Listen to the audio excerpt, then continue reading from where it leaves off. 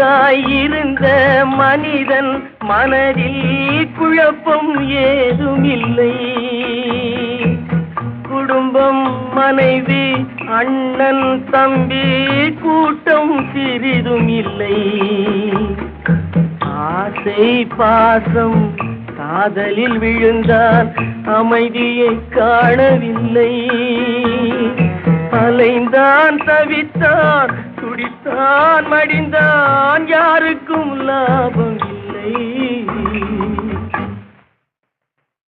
படைத்தானே படைத்தானே மனிதனை ஆண்டவன் படைத்தானே,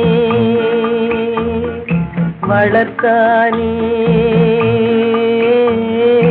வளர்த்தானே.